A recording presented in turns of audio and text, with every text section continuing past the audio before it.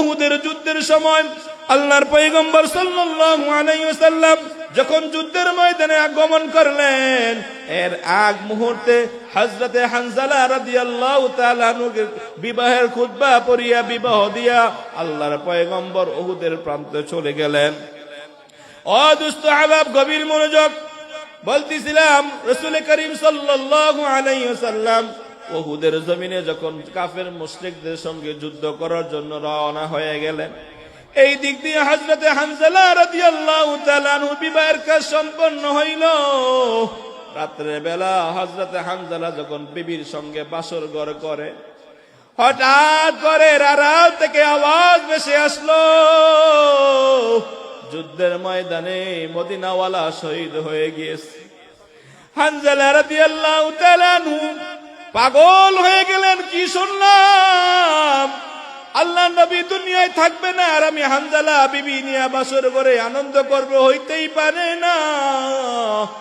বিবিরে বিছানার মধ্যে রাখিয়া হানজালা দ্রুত তরবারিটা হাতে নিয়ে যুদ্ধের পোশাক পরে যখন রওনা হয়, পিছন দিক দিয়া বিবি ডাক দিয়ে বলে, হানজালা কোথায় যাও? হানজালা রাদিয়াল্লাহু তাআলা ডাক দিয়ে কয়, বিবি তোমার কানে কি আওয়াজ আসে নাই? ওই যে মদিনাওয়ালা নাকি উহুদের ময়দানে শহীদ হয়ে গিয়েছে, মদিনাওয়ালা শহীদ হয়ে গিয়েছে, আর আমি হানজালা দুনিয়ায় থাকবে? এটা হতেই পারে না। এ বিবি শোন, যদি বেঁচে থাকি গাজীর বেশে তোর সঙ্গে দেখা হবে, আর যদি যুদ্ধে মারা যায় আফসোস করিস না, জান্নাতে তোর সঙ্গে আমার সাক্ষাৎ হয়ে যাবে। ও দোস্ত আহবাব, হযরতে হানজালা রাদিয়াল্লাহু তাআলা যখন ঘর থেকে বের হয়ে যায়, পিছন দিক দিয়ে স্ত্রী ডাক দেখে, ও প্রাণের স্বামী, সবে মাত্র আমাদের মিলন হইল, আপনি তো এখনো পর্যন্ত ফরজ গোসলটা পর্যন্ত করেন নাই। ওগো প্রাণের স্বামী, আপনি গোসলটা করে যান। হানজালা ডাক দিয়া কয়, না রে বিবি না, সামান্য সময় আর দেরি করা সম্ভব হবে না। ওই যে উহুদের ময়দানে মায়ার নবী বিপদে পড়ে গিয়েছে, গোসল করতে গেলে সময় দেরি হয়ে যাবে। এই বলিয়া হানজালা যুদ্ধের ময়দানে দৌড় শুরু করলো। যুদ্ধ করতে করতে একটা পর্যায়ে হানজালাও শহীদ হয়ে যায়। ও দোস্ত আহবাব, রাসূল করিম সাল্লাল্লাহু আলাইহি ওয়াসাল্লাম সাহাবায়ে কেরামদেরকে ডাক দিয়া বলতেছেন, ও সাহাবার দল, আমার সাহাবীদের মধ্যে কারা কারা শহীদ হয়ে গিয়েছে, সমস্ত সাহাবীর লাশগুলোকে একত্রিত করো, প্রত্যেকটা শহীদের লাশগুলোকে বিনা গোসল দিয়া যুদ্ধের পোশাক পরিহিত অবস্থায় দাফন করে ফেলো। আল্লাহর হাবিব সাল্লাল্লাহু আলাইহি ওয়াসাল্লাম অর্ডার দেওয়ার সঙ্গে সঙ্গে সাহাবায়ে কেরাম সমস্ত লাশগুলোকে একত্র সিরিয়াল বাই সিরিয়াল রাখলেন। এই দিক দিয়ে একজন পর্দাশীল মহিলা আল্লাহর পয়গম্বরকে ডাক দিয়ে কয়, ইয়া রাসূলুল্লাহ, ইয়া হাবিবাল্লাহ, আপনি তো শহীদদের লাশগুলোকে বিনা গোসলে দাফন করে দিবেন, কিন্তু আমার স্বামী এই যুদ্ধের ময়দানে অংশগ্রহণ করেছে, গতকাল রাত্রে আমাদের বাসর হয়েছে, আমার স্বামী ফরজ না গোসল না করে আপনার ভালোবাসায় আপনার মৃত্যুর সংবাদ শুনিয়া তরবারি নিয়ে গোসল না করে বের হয়ে আসছে। আল্লাহর পয়গম্বর গো, যদি আমার স্বামী শহীদ হয়ে থাকে, আপনার কাছে আবদার জানাই, আমার স্বামীকে বিনা গোসলে আপনি দাফন দিয়েন না। আল্লাহর পয়গম্বর ডাক দেখে, মহিলা, তুমি আমার কোন সাহাবীর কথা বলতেছো? ডাক দিয়ে কয়, ইয়া রাসূলুল্লাহ, ইয়া হাবিবাল্লাহ, গতকালকে আপনি যেই সাহাবীর বিবাহের খুতবা পাঠ করেছিলেন ওই সাহাবীর কথা বলতেছি। আল্লাহর নবী ডাক দেখে, মহিলা, গতকালকে তো আমি আমার সাহাবী হানজালার বিবাহের খুতবা পড়েছিলাম। ইয়া রাসূলুল্লাহ, ইয়া হাবিবাল্লাহ, হ্যাঁ হ্যাঁ, আমি আপনার সাহাবী হানজালার বিবি হানজালার কথাই বলতেছি। হানজালা যুদ্ধের ময়দানে কখন আসলো? ইয়া রাসূলুল্লাহ, ইয়া হাবিবাল্লাহ, হানজালা বাসর ঘরে যখন আওয়াজ পাইল মদিনাওয়ালা শহীদ হয়ে গিয়েছে, হানজালা নিজের কন্ট্রোল করতে পারে নাই, নাপাক শরীরে অস্ত্র নিয়ে যুদ্ধের ময়দানে নেমে গিয়েছে। ও আল্লাহর পয়গম্বর দেখেন না, আমার হানজালার আমি কোথাও পাইতেছি না। যদি হানজালা শহীদ হয়ে থাকে তাহলে আমার হানজালাকে একটু মেহেরবানি করে গোসল করায়া আমার স্বামীর একটু দাফন দিবেন। আল্লাহর পয়গম্বর সাহাবায়ে কেরামকে ডাক দিয়ে বলে, এ সাহাবীর দল, দেখ দেখ হানজালার লাশটা কোথায়। সাহাবায়ে কেরাম সমস্ত শহীদের লাশগুলা তালাশ কইরা কইরা দেখে হানজালার লাশটা কোথাও পাওয়া যাইতেছে না। নবী আমার পেরেশান, তাহলে হানজালার লাশ কোথায় গেল? এমন সময় জিবরাইল আমিন আল্লাহর পয়গম্বরকে ডাক দিয়ে বলতেছে, ইয়া রাসূলুল্লাহ, ইয়া হাবিবাল্লাহ, আপনি আকাশের দিকে তাকায় দেখেন কি দেখা যায়? মদিনাওয়ালা আল্লাহর পয়গম্বর আকাশের দিকে তাকায় দেখে একদল ফেরেশতা হানজালার লাশটাকে আকাশ থেকে জমিনে নিয়ে আসতেছে। আল্লাহু আকবার। ও দোস্ত আহবাব, পয়গম্বর কয়, ওই দেখ দেখ, ওই যে সর্বশেষ লাশের সারিতে এইমাত্র আকাশের ফেরেশতারা আমার হানজালার লাশটা রেখে দিয়েছে, দেখ হানজালার কি অবস্থা। সাহাবায়ে কেরাম দৌড়ায় যায়, মায়ার নবীকে ডাক দিয়া বলে, ইয়া রাসূলুল্লাহ, ইয়া হাবিবাল্লাহ, জলদি করে আসেন, দেখে যান হানজালার কি অবস্থা। মায়ার নবী রাহমাতাল লিল আলামিন দৌড়ায়া যায় দেখে হানজালার দাড়ি বেয়ে পানির ফোঁটা ঝরতেছে। হানজালার গায়ের মধ্যে এত সুন্দর কাফনের কাপড়। আল্লাহর হাবিব সাল্লাল্লাহু আলাইহি ওয়াসাল্লাম আকাশের দিকে তাকায় বলে, আল্লাহ, হানজালা যুদ্ধের ময়দানে শহীদ হয়ে গিয়েছে, তার শরীরটা নাপাক ছিল। তার বিবি আয়েশা বলতেছে, আয় আল্লাহ, আমারে বললো আমি যেন লাশটা গোসল করাইয়া দাফন দেই, কিন্তু আমি তো দেখতেছি অটোমেটিকলি হানজালারে গোসল করাইয়া নতুন কাফনের কাপড় পরাইয়া দিছে। আমার আল্লাহ ডাক দিয়ে, কে পয়গম্বর, তোমার যেই সাহাবী আমি আল্লাহর ভালোবাসায় রাসূলের মুহাব্বতে নাপাক শরীর নিয়ে যুদ্ধের ময়দানে আইসা শহীদ হইতে পারে, যেই সাহাবী, যেই বান্দা আল্লাহর পাগল হইয়া নিজের জীবনটা উৎসর্গ করতে পারে, এ হাবিব কেমনে বুঝলা আমি হানজালার নাপাক অবস্থায় দাফন করে দিব? না না না, হানজালার প্রেম ভালোবাসা আমি আল্লাহ তাআলার কাছে এত ভালো, এত মোহাব্বত লেগে গিয়েছে, তাই আমি আল্লাহ হানজালার লাশটাকে জমিনে না রাইখা ফেরেশতার মাধ্যমে হানজালার লাশটাকে আকাশে উঠায়া জমজমের পানি দিয়া আমি আল্লাহ তারে গোসল করায়া নতুন কাফনের কাপড় পরায়া দুনিয়ায় পাঠাইছি। মদিনা যাইতে পারলাম না, মদিনা দেখতে পারলাম না, মদিনা যাইতে পারলাম না, মদিনা দেখতে পারলাম না।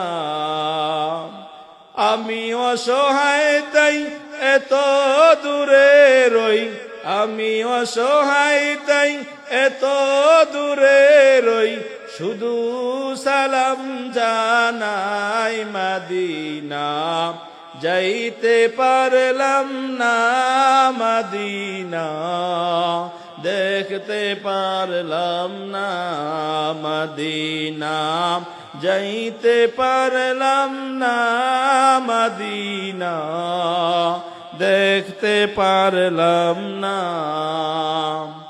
মদিনা নাম কত মধুর, মদিনা আর যে কত দূর, মদিনা নাম কত মধুর, মদিনা আর যে কত দূর, ওই মদিনার পথের ধুলি আমি, ওই মদিনার পথের ধুলি আমি মাখতে পারলাম না, মদিনা যাইতে পারলাম না, মদিনা দেখতে পারলাম না। মদিনা নাম কত সুন্দর, মদিনা কেড়েছে অন্তর, মদিনা নাম কত সুন্দর, মদিনা কেড়েছে অন্তর। পাখির নাই ডানা থাকলে, পাখির নাই ডানা থাকলে যেতাম মদিনায়, মদিনা যাইতে পারলাম না, মদিনা দেখতে পারলাম না, মদিনা যাইতে পারলাম না, মদিনা দেখতে পারলাম না। মেরা আজিজ দোস্ত বুজুর্গম, আজকে যে ইসরায়েল ফিলিস্তিনির উপরে বোমার আঘাত ফেলে ফেলে নিষ্পাপ ছোট্ট ছোট্ট মাসুম বাচ্চাগুলোর বোমার আঘাতে উড়িয়ে দিতেছে, মনে রাখেন, মনে রাখেন এই ইসরায়েলও একদিন থাকবে না, মুসলমানের ফিলিস্তিন আল আকসা ঠিকই থাকবে।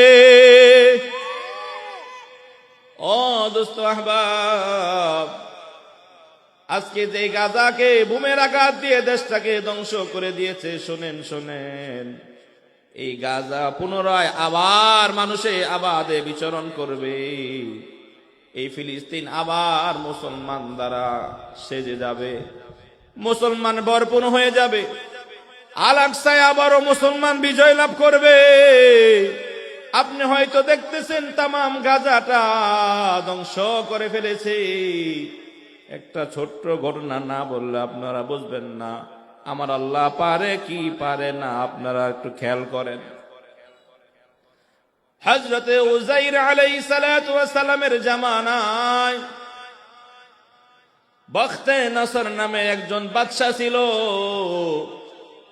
ওই বাদশা বর্তমান ফিলিস্তিনে আক্রমণ করে এখন গাজাকে যেভাবে ধ্বংস করেছে এর চাইতেও 1000 গুণ ফিলিস্তিনটাকে ধ্বংস করে দিয়েছিল। পুরা ফিলিস্তিনের মধ্যে মুসলমানের ঘরে ঘরে লাশ, লক্ষ লক্ষ লাশের সারি। আমার আল্লাহ ডাক দিয়া কয়, এ উযাইর যা যা একটা বার ওই বাইতুল আকসাটা ঘুইরা আসো। বাইতুল আকসা যাইয়া দেখো কি অবস্থা, আমার মুসলমান বান্দা বান্দির লাশ ফালায়া জমিনটাকে রক্তে লাল করে ফেলেছে, পুরা ফিলিস্তিনটাকে ধ্বংস করে ফেলেছে। হযরতে উযাইর আলাইহিস সালাতু ওয়াস সালাম একটা গাধার উপর আরোহণ করে ওই বাইতুল আকসায় রওনা হয়ে গেলেন। কিছু রুটি নিয়ে গেলেন, আঙ্গুর ফলের রস নিয়ে গেলেন।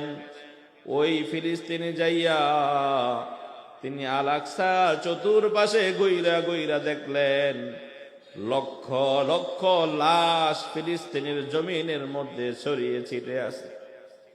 শকুন ছিঁড়া ছিঁড়া মুসলমানের গোশত খাইতেছে।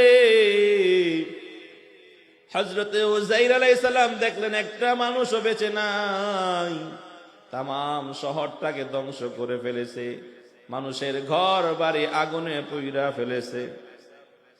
হযরতে উযাইর আলাইহিস সালাম মালিকরে ডাক দিয়া কয়, আল্লাহ এই ফিলিস্তিনকে তো ধ্বংস করে ফেলেছে। আমার আল্লাহ ডাক দিয়া কয়, এ উযাইর এই ফিলিস্তিনটাকে আমি আল্লাহ আবারও মানুষ দিয়া আবাদ করব, আবারও মুসলমান দিয়া সাজায় দিব। উযাইর নবী ডাক দিয়া কয়, আল্লাহ এমন ভাবে ধ্বংস করেছে একটা মুসলমানও বেঁচে না, এটা কিভাবে সম্ভব?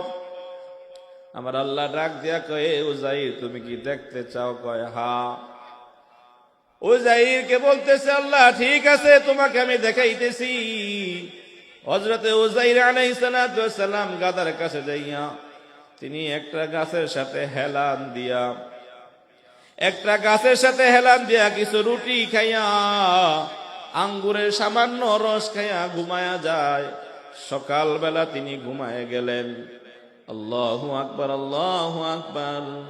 আল্লাহ রাব্বুল আলামিন উযাইরকে এমন ঘুম পাড়াইলেন, এক ঘুমের ভিতরে 100 বছর কাটায়া দিলেন। আল্লাহু আকবার।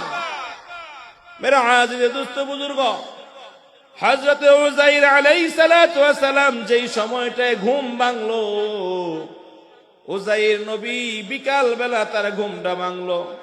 আল্লাহ ডাক দিয়াকে, এরে উযাইর, তুমি কি পরিমাণ সময় ঘুমাইছো বলো দেখি।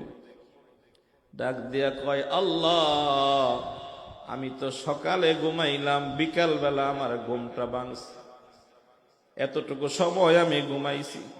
আমার আল্লাহ ডাক দেয়া, কে উযাইর, না না না, তোর সামান্য ঘুমের মধ্যে আমি আল্লাহ 100 বছর কাটায় দিয়েছি। হযরত উযাইরকে ডাক দেয়া, কে উযাইর, তোর যদি বিশ্বাস না হয় যা, যেই বাইতুল আকসাকে ধ্বংসস্তূপ দেখে তুই ঘুমাইছিলি, বাইতুল আকসার দিকে তাকায় দেখ কি অবস্থা। হযরতে উযাইর আলাইহিস সালাতু ওয়াস সালাম বাইতুল আকসায় তাকায় দেখে শত শত মানুষ ওই আকসা মসজিদে যায় নামাজে দাঁড়ায় গিয়েছে। পুরা দেশটাকে আল্লাহ তাআলা মুসলমান দিয়া সাজায় দিয়েছে, এত সুন্দর করে দিয়েছে। উযাইর নবীর এবার বিশ্বাস হয়, কিন্তু আল্লাহ রাব্বুল আলামিনের কাছে বলতেছে, আল্লাহ 100 বছর ঘুমাইলাম, আমার তো বিশ্বাস হয় না। আল্লাহ ডাক দিয়া কয়, উযাইর, তুমি যেই গাদার উপর আরোহণ করে বাইতুল আকসায় আসলা, তুমি তোমার গাদাটার দিকে তাকাও। উযাইর নবী গাদার দিকে তাকায় দেখে গাদার রশিটা পড়ে আছে, কিন্তু গাদার জায়গায় হাড় পড়ে আছে। আল্লাহ রাব্বুল আলামিন ডাক দেখে, উযাইর, তোমার গাদা কই? আল্লাহ, গাদা তো দেখতেছি না, হাড়গুলো পড়ে আছে। তোমার গাদা 100 বছর আগে যে মারা গিয়েছে, তার হাড়গুলোকে আমি আল্লাহ অক্ষত রেখে দিয়েছি।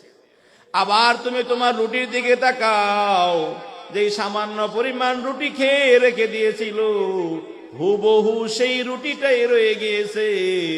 যে আঙ্গুরের রস খায়া বোতলটা রেখেছিল, হুবহু বোতলের মধ্যে আঙ্গুরের রস ঠিকই রয়ে গিয়েছে। চিল্লায় বলেন, এত সুন্দর দামি খেলা কে খেললো? আল্লাহ। বলতেছিলাম আল্লাহ রাব্বুল আলামিন উযাইরকে ডাক দিয়ে বলতেছে, উযাইর, তোমার তো এখন যাওয়ার সময় হয়ে গিয়েছে। উযাইর নবী ডাক দিয়া কয়, আল্লাহ, আমি এখন কিভাবে যাব? আল্লাহ, আমার তো বাহন নাই, আমার গাধাটা মরে গিয়েছে। আমার আল্লাহ রাব্বুল আলামিন ডাক দিয়া কয়, উযাইর, আমি যেই আল্লাহ ফিলিস্তিনকে শত্রুর মাধ্যমে ধ্বংস করাইছি, আবার ফিলিস্তিনকে সাজাইছি, তুমিও তোমার গাদার হাড়গুলোকে একত্রিত করো। আল্লাহ রাব্বুল আলামিনের হুকুমে হযরতে উযাইর আলাইহিস সালাতু ওয়াস সালাম গাদার হাড়গুলোতে একত্র করার সঙ্গে সঙ্গে আল্লাহ রাব্বুল আলামিন ওই মৃত গাদাটাকে আবার জীবিত করে দিয়েছেন। এই জন্য বলিবা, আজকে যে ইসরায়েল ফিলিস্তিনকে ধ্বংস করার জন্য উঠে পড়ে লেগেছে, হাদিসের মধ্যে আসছে কিয়ামত পর্যন্ত এই ফিলিস্তিন দেশটার মধ্যে একটা মুজাহিদ দল থাকবেই থাকবে। মুসলমানকে ধ্বংস করার মতো কারো ক্ষমতা থাকবে না।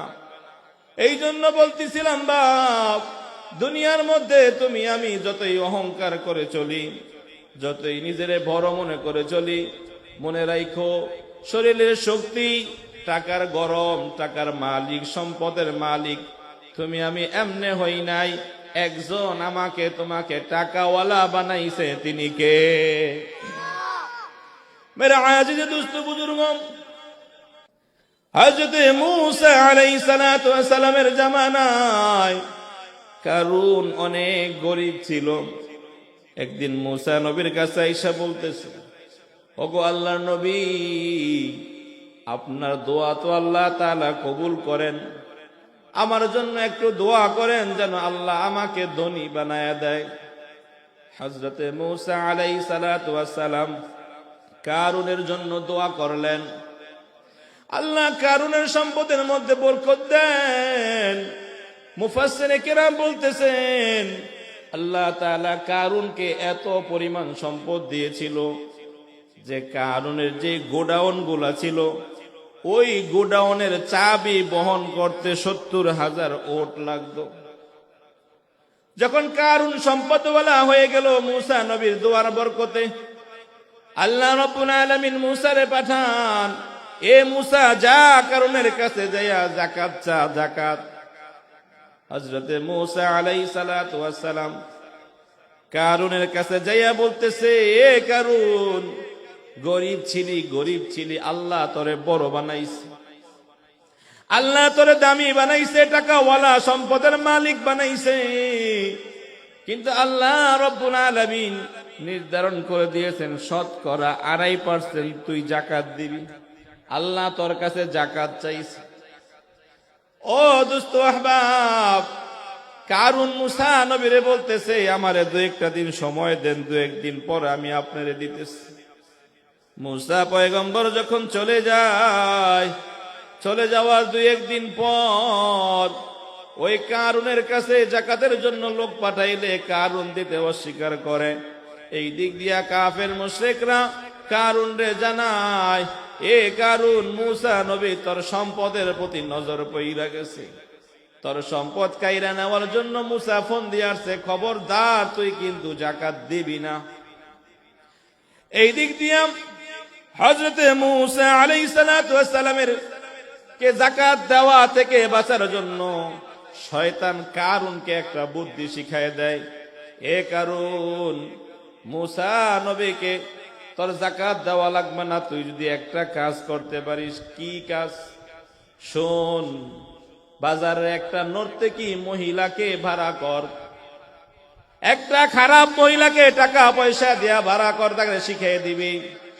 মূসা নবী যখন যাকাত চাইতে আসবে, ওর আগেই বদনাম রটায় দিবি যে এই মহিলার সঙ্গে মূসা পয়গম্বর খারাপ কাজ করছে। আমাদের সমাজেও এমন কিছু লোক আছে রে বাপ, দিনের কাজ করবা, হকের কাজ করবা, বদনাম না থাকলেও বদনাম সাজায়া তোমার পিছে লেগে যাবে, এমন লোক আছে না নাই? ও দুস্থ আহবাব, কারুন সম্পদের মায়ায় কাহিনী সাজায় ফেলল।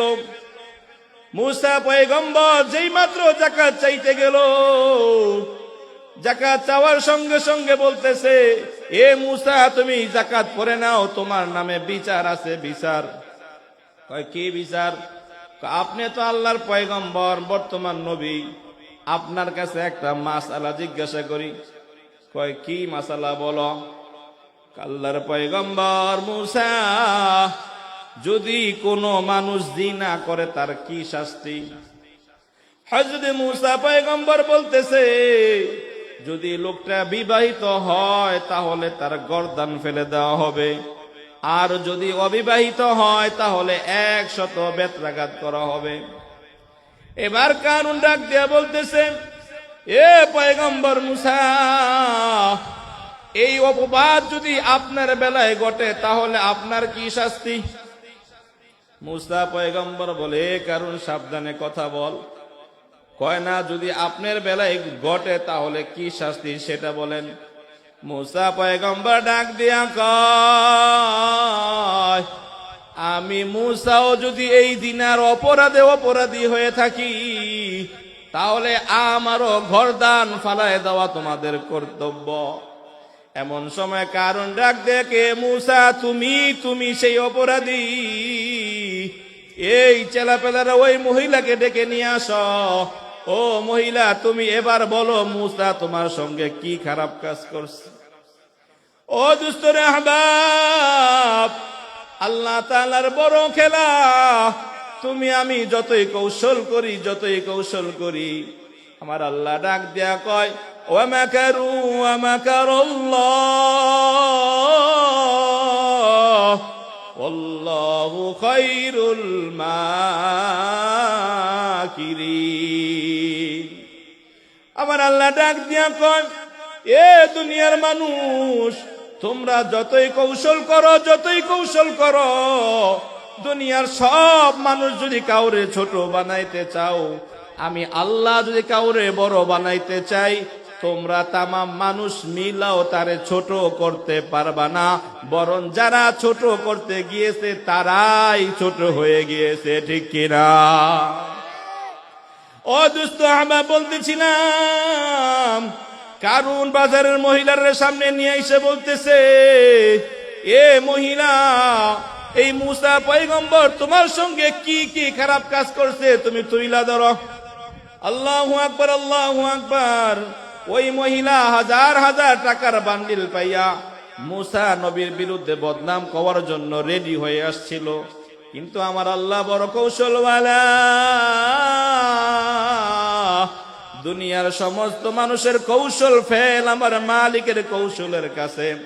আমার মালিক মহিলার জবানটারে ঘুরাইয়া দেয়। ওই মহিলা জবান দিয়া মুসার বিরুদ্ধে বদনাম আসবে তো দূরের কথা, আল্লাহ রাব্বুল আলামিন মহিলার মুখ দিয়ে কথা বার করে দেয়। ওগো আল্লাহর নবী মুসা, আপনি আমারে মাফ করবেন। এই কারুন যাকাত দেওয়ার ভয়ে আপনার বিরুদ্ধে আমারে লাগাই দিছে, আমি যেন আপনার বিরুদ্ধে আপনার নামে বদনাম করি। এই কারুন আমারে টাকার লোভ দেখাইছে, এই কারুন আমারে সম্পদের লোভ দেখাইছে। সম্পদের লোভে পড়িয়ে আমি চাইছিলাম আপনার বদনাম বলবো, কিন্তু আপনার বদনাম যতবারই বলতে যাই আমার মুখ দিয়া কথা আসে না। আল্লাহর কসম করে বলি, মুসা পয়গম্বর আমার সঙ্গে কোনো অপরাধ করে না। আল্লাহু আকবার। ও দোস্ত আহবাব, মুসা পয়গম্বর এবার রাগ হয়ে গেলেন। রাগ হওয়ার পর আকাশের দিকে তাকায়া মালিকরে ডাক দিয়া কয়, আল্লাহ, আসছিলাম তো আপনার হুকুমের কারণের কাছে সম্পদ চাওয়ার জন্য, সম্পদ তো দিলই না, বরঞ্চ আমারে সমাজের মধ্যে ছোট করার জন্য, আমাকে জিনার অপবাদ পর্যন্ত দেওয়ার জন্য কারণ রেডি হয়ে গেছে। আমার আল্লাহ আকাশ থেকে আর আজিমে বসে থেকে মুসা পয়গম্বররে জানায় দে, এ মুসা, তুমি জমিনের দিকে তাকাও। আমি আল্লাহ এই মুহূর্তে এই জমিনকে তোমার অনুগত করে দিলাম। এই জমিনকে কারণের ব্যাপারে তুমি যা বলবা, এই জমিন আজকে তোমার কথা শুনবে।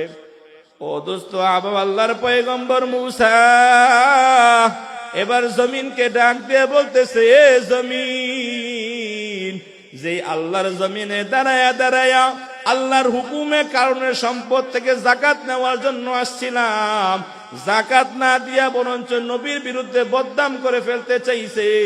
এ জমিন, কারণ জমিনের মধ্যে দাঁড়ায় থাকার অধিকার রাখে না। এই মুহূর্তে আল্লাহ তাআলার হুকুমে জমিন আমি তোমারে অর্ডার করতেছি, এই মুহূর্তে কারণটা তুমি জমিনের মধ্যে টেনে নিয়ে যাও। আল্লাহু আকবার, আল্লাহু আকবার। আল্লাহর পয়গম্বর মুসা বলার সঙ্গে সঙ্গে আস্তে আস্তে করে কারুন জমিনের মধ্যে ডাবতে শুরু করে। যেই পর্যন্ত বুক পর্যন্ত যখন ডেবে যায়, এবার কারুন ফোন দিয়ে এটা বলতেছে, এ মুসা, ভালোই তো কৌশল করছ, আমি কারুনরে জমিনে ডাবাই দিবা, আর আমি কারুনের সম্পদ তুমি আর তোমার খোদায় বুক কইরা খাইবা। নাউজুবিল্লাহ। এবার মুসা পয়গম্বর জমিনকে ডাক দিয়ে বলতেছে, জমিন, কারুন রে বুক পর্যন্ত ডাবাইছো, দাঁড়াও।